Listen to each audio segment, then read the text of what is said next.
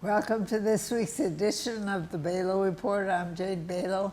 Our guest this week is a member of the Rochester City Council representing Ward 2, and it is Mark Bransford. And we welcome you back. Thanks. Yes. I was just saying, it's my third time. I'm very honored to be here. Thank you. Thank you. Thank you for saying that. Last night was a council meeting. What did you do? It was an interesting one. It was the first city council meeting I can recall where we didn't have any public hearings on anything. It was just consent agenda, which is the sort of rubber stamp, and reports and recommendations. Interestingly, when you have consent agenda items, typically you just pass them in bulk and block. But there were 4 that got pulled, and that actually comprised some of the longest conversations that we had last night, surrounding things like prevailing wage waiver for a developer, how money is being spent for Discovery Walk, and I was up really late, and I lost the other 2. But of course, one of the big things that people were interested in was the changes of the ward boundaries and what the council thought of that. And they passed. I don't think there was a lot of angst or pushback or any real major concern over the way they flowed around a little bit. One of the things that my colleagues and I share was the level of community input there was pretty high, and that's a good thing. That's the way democracy works, is you get a call for people to come and give comments and feedback and for those to be incorporated. There is some statutory requirements that you balance the populations within the wards, and also that that particular demographics aren't sort of excluded, in the sense that they wanted 2 wards to have a greater BIPOC population, such that those 2 wards would have maybe a better chance of putting forth a minority candidate and winning, due to a larger percentage of certain demographics being able to vote for a minority candidate. And that's fair. That's perfectly fair in my mind. That was wards 4 and 6, I think, where they did that. In my ward, I lost some of Bailey Heights, a lot of single-family homes, and I picked up some stuff downtown, apartment buildings. I nibbled into Nick Campion's ward where there were some single-family homes there. But all in all, it was there was a lot of changes, but I didn't see any of those changes as being bad, or you could have a minor objection here or there, but there was nothing that would have risen to the level for me not to vote for it. And I think my colleagues felt the same way. It was a 7-0 vote to approve it. So, What is the green ward on the map? the green. The long one. That's you mean on the southern end? Yeah, that's Patrick Keene's ward, Ward 1. Okay. And he gained some of my territory. He gained some of my precincts, and in Bailey Heights, and we were sitting there chit-chatting about it a little bit. But that was the area where the city grew the most, was on its southern half down. And then the next 2 largest areas of growth were to the northwest and to the northeast and to the northwest. The precincts and the wards in the very center of the city were the ones that grew the least, which I find interesting. Yeah. If you set the ward boundaries aside and you think about the demographic shifts within the city and in the county, you almost have sort of a donut-shaped demographic shift. By that I mean in the middle, it's much less. It did grow, but not nearly as much as the surrounding communities and towards the edges of town, which is interesting because one of the whole points of DMC is to have the reverse of that. And I don't know what to make of it. It could be a blip due to COVID. I don't know. Not enough housing to meet the demand of people moving, and so they have to up it up. I mean, there's a lot of different, I don't know if it particularly means anything. I just think it's interesting that, we're spending all that time and money in infrastructure to beef up downtown, and all of a sudden, that's where the population grew the least. But there are a lot of projects coming, like at the Ampey site, like, near the Kmart parking lot. We saw a project last night. We didn't approve the project, but we approved the developer over by the Honker Stadium. So there's a great deal of stuff coming, and I suspect that will reverse itself in due time. Maybe in the next 10 years, Maybe right? in the next 10 years. Now, how does this, what you have done, affect the county? The county maps are different. So the city ward boundaries are the city ward boundaries, and I don't know if those shift. Well, I think they might, and excuse my ignorance, but I'm not sure how city ward boundaries would particularly affect the county boundaries. And the reason I say I'm not sure is the city attorney said, well, if we don't get this done tonight or within the next short period of time, it holds up the county. And so there may be, this might be the base of the pyramid, and certain things add on as you go to the county boundaries and whatnot. So, But what is your deadline? so the deadline is rapidly approaching. So there was some urgency to pass the precinct boundaries last night because the county needs to start doing their work. They may already have, but I think 25 days or something to that effect, as we waived the time between the first reading of an ordinance. Passing the map boundaries is an ordinance, sort of a city law. So now it's city law, these are the boundaries. And then you do what we call a first reading, which just is sort of a perfunctory pro forma look at the language of the ordinance. The second reading is what makes it official, and then we vote on it. So we waived the time period between the first and the second reading, so we could do Thursday, I believe, we have a special meeting to actually make it official, I believe. Yeah. And so it needed to be done pretty quickly. So by Thursday, I think it's a done deal for the ward boundaries. So it passed, the ward boundaries passed the way the city drew them. Unanimously? Yeah, it was unanimous. And I wouldn't necessarily say the city drew them. I want to give some shout outs and kudos to some of the citizenry in town that had feedback into it, which was included. I mean, that was a real, I think it was, team effort, team being the people of the city and the city staff and those who were tasked to actually make the boundaries. And so, yeah, it was a long time coming, I believe. It's never an easy thing. No one's ever going to be completely satisfied, but from my perspective, I think it turned out okay. Did it obviously change anyone's mind about running?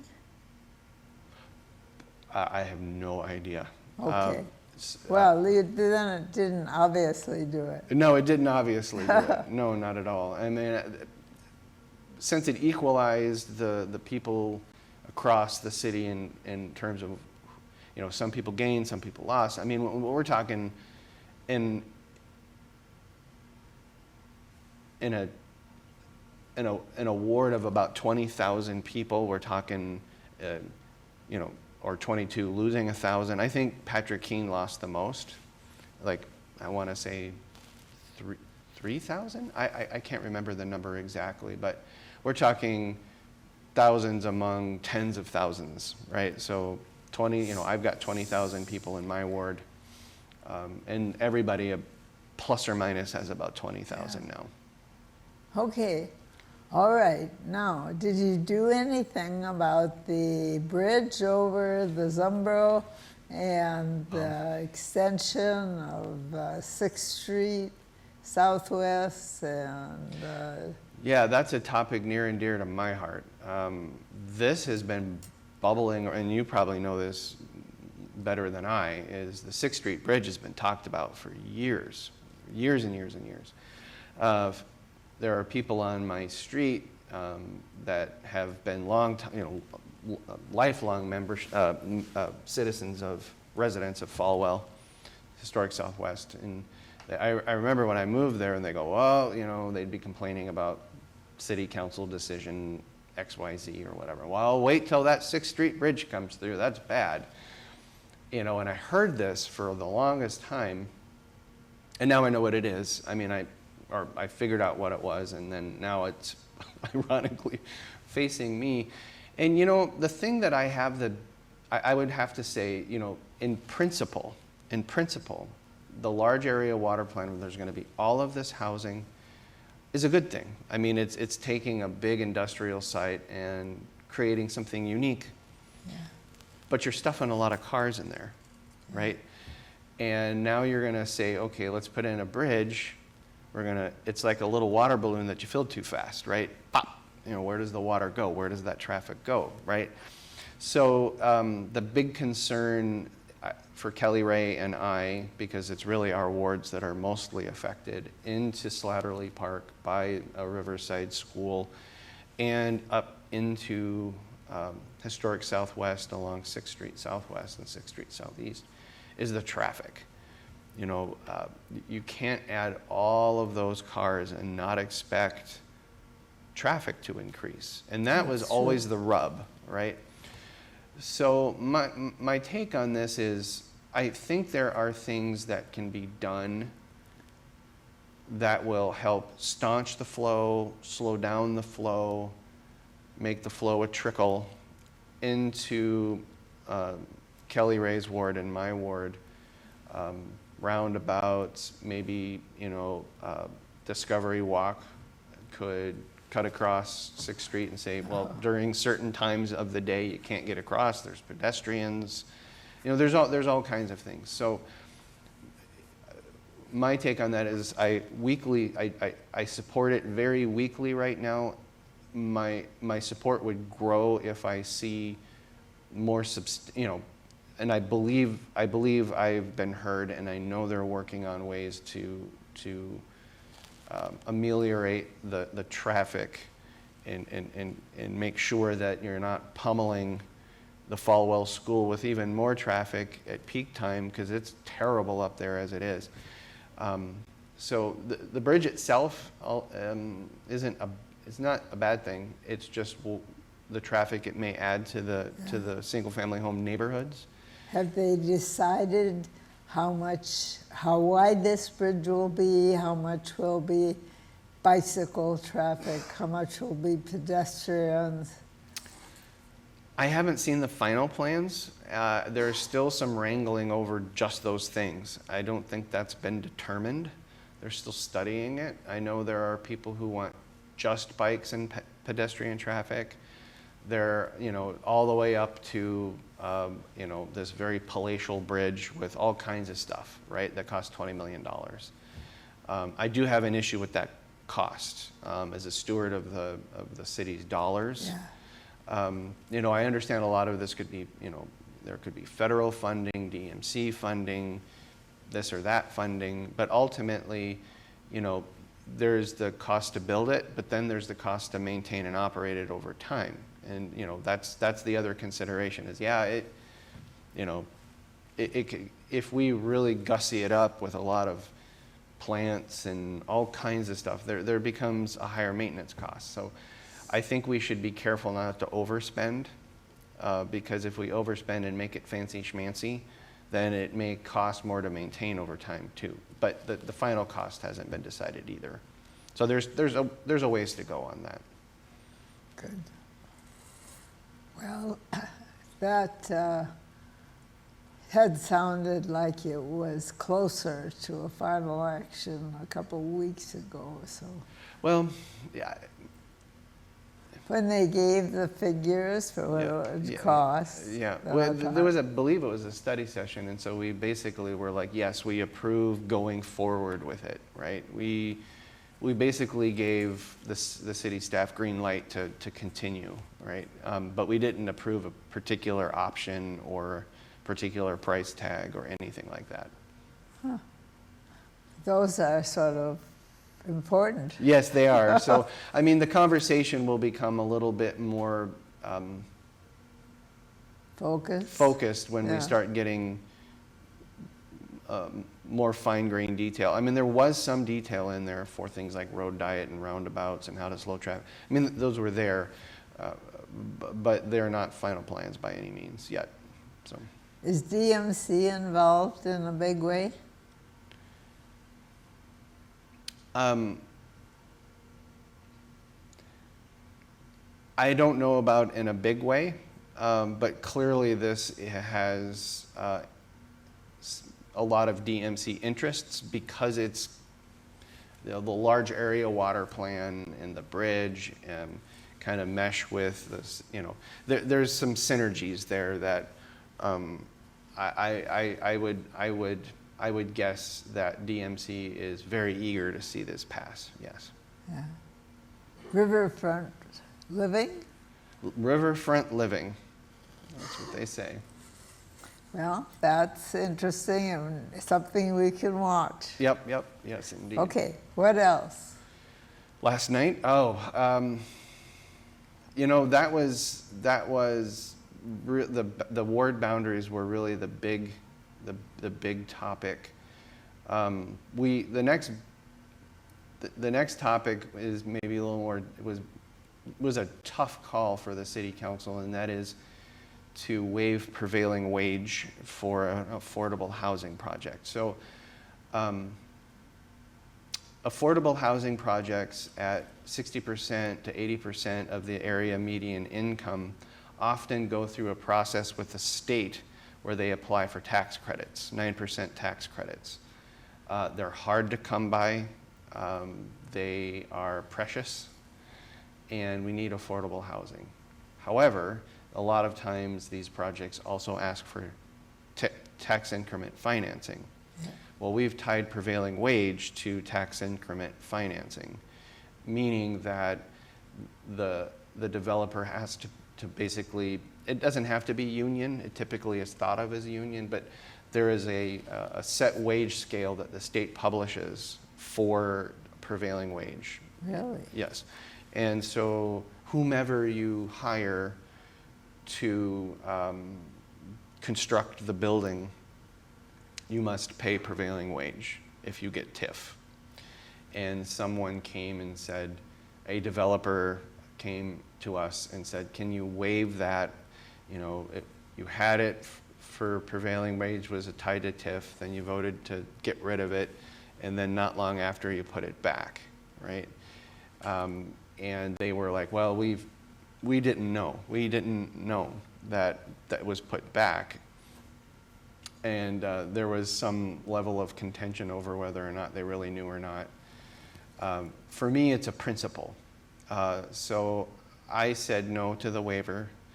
I'm supportive of prevailing wage. Brooke Carlson put it beautifully.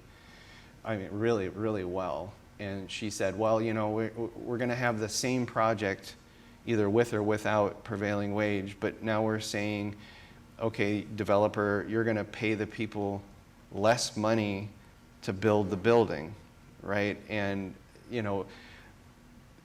I just think of two kids, like my children squabbling over what's fair, what's fair. It's not fair, it is fair, what's fair. To me, so it just boils down to, maybe it isn't fair that we said that I would vote no to the waiver. But to me, it's a principle. I believe in prevailing wage being tied to TIF, and that's just the way it is. It passed. The waiver did pass, so the developer was able to say, okay, I don't have to pay extra money to make my building. And the reason they asked for it, which is important, and I forgot to say, construction costs are through the roof, pun intended. I've spoken to at least one other developer, and we're talking huge increases, supply chain, just, I mean, with the Ukrainian war, Yeah. cost of oil going up, you know, PVC pipe, for example, that's a petroleum product, it goes way high.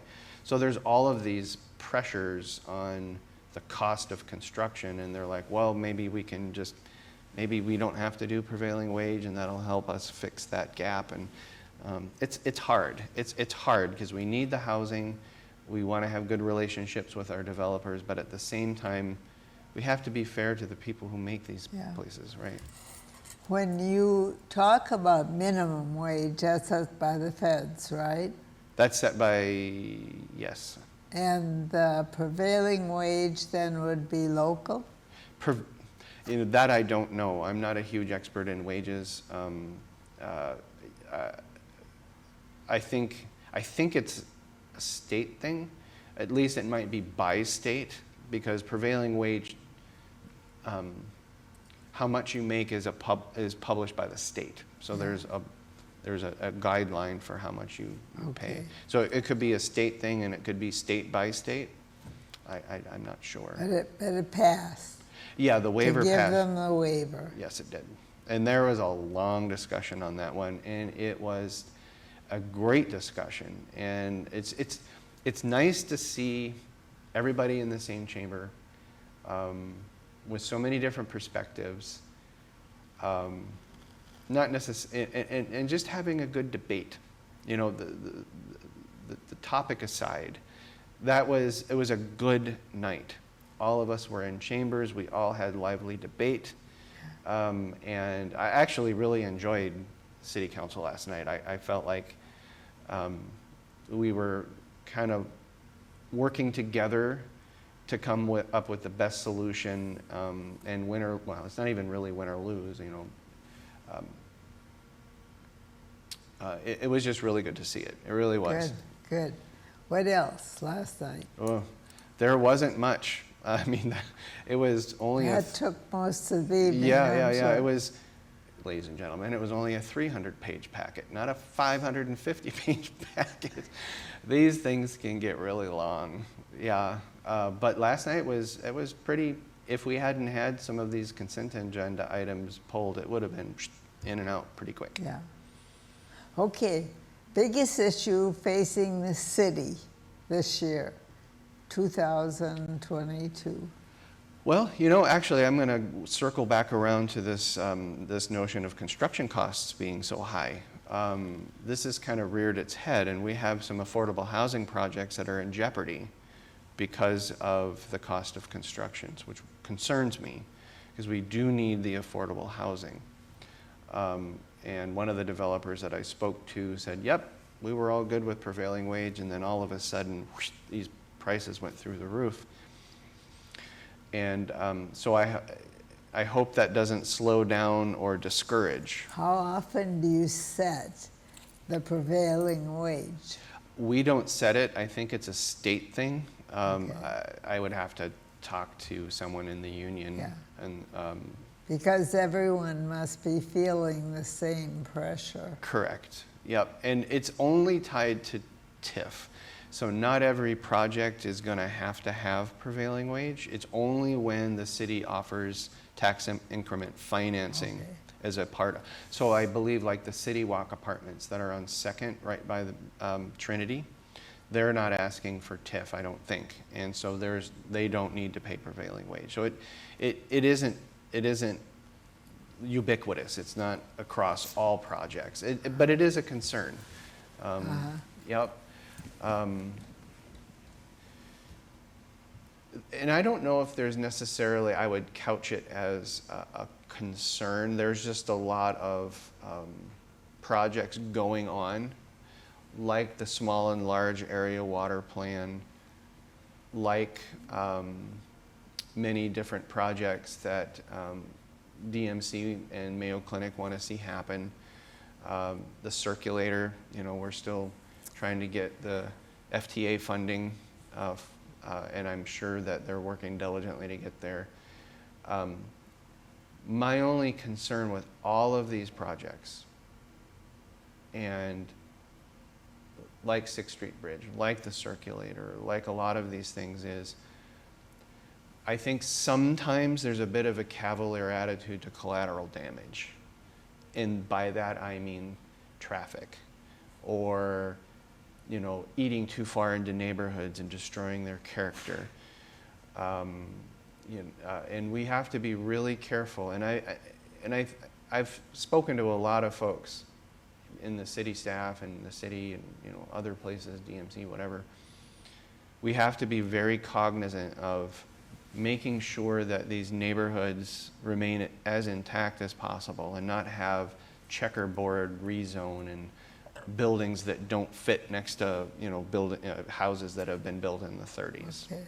So for me, and I think we can get there, and I'm starting to feel a little more comfortable with, you know, speaking up and saying, oh, no, you know, 6th Street Bridge, you gotta really watch the traffic. I'll vote yes if, because it's a good thing, but if that traffic isn't staunched, I have to side with my constituents and say no, right? But if I can go to my constituents and say, we were able to figure out how to keep that traffic to a minimum, then I can say, well, the benefits are this big, huge, large area water plan, all the, you know, influx of people, the new housing, what we need, this, that, and the other thing. So you have to sort of balance ward hat with city hat, right? And that's been a bit of a struggle for me, and I think I've really improved in that area. I've, you know, asked for a lot of advice. And so my thinking is definitely pivoted to, yeah, okay, you know, weighing the good and the bad and trying to figure out, well, what's the bad, and seeing if I can get help removing the bad, right? And in the end of at the end of the day, I will side with my constituents. If I feel like it's really just not good for them. So that's been my journey. Yeah. What's been the status recently of the chateau? The status, you say? I believe Threshold Arts is going to be going in there and doing their best to get people to pay as they walk in the door. I mean, ultimately, to me, what's best for the chateau is getting a group in there who can, or who has proven to be able to provide entertainment or programming where people take out their wallet, take money, hand it to somebody, and walk in the door. I mean, it's got to be a place that is vibrant, has things that people want to go and do and see. And Threshold Arts, they say that they can do it. I hope they can. We'll see. Don't know. And if they don't, I believe we can go back to one of the proposals I liked in that we'd have civic music, civic theater, a couple of other groups within the city run the chateau and provide that entertainment that they have proven time and again that they can provide. So we'll see how it goes. I don't know. Yeah, but they still have the challenges of a loading dock and a few things like that. Yep. No, it's not an easy thing. But you know, Threshold Arts, they made a good pitch, and I voted for them primarily on the strength that they were strongly collaborating with the city and other, you know, civic music and other groups. So the chateau is where it ended when you gave the contract to the Special Arts. Yeah, the Threshold Arts, it's their lease now. They're gonna, and I don't know when they're gonna be taking over or what their programming will be and when it'll be. I don't know. Since you have not really decided if you're going to run again, but you like the job, why don't you tell the viewers how they can contact you? with ideas and thoughts. Sure, sure. I've shied away from social media. It's a very toxic place. So the best way to get a hold of me is just go to the city website. I have my cell phone listed there. You can text me. It's got my email address there. You can email me, and my preferred, or call, any one of those three things. And we go have a coffee, go have lunch, just take a walk, talk. I love people, but real live people, not online. Facebook is just, it was so horrible. So I prefer direct contact. So city website, just Google Rochester City, Minnesota, Rochester, Minnesota City Council, and it'll take you to the page where we're all listed. You'll find me, and you'll see my cell phone number and my email address, and just get a hold of me that way. Well, thank you for spending a half hour with us on Sure. city issues, and we'll look forward to hearing from you again. Yep. Thank you, Yep. Mark Bransford. Thanks. All right, thank you, our viewers, for your interest in Rochester, the area, the state, the nation, and the world. And we'll be back next week, same time, same channel. Have a very good week and a very good night.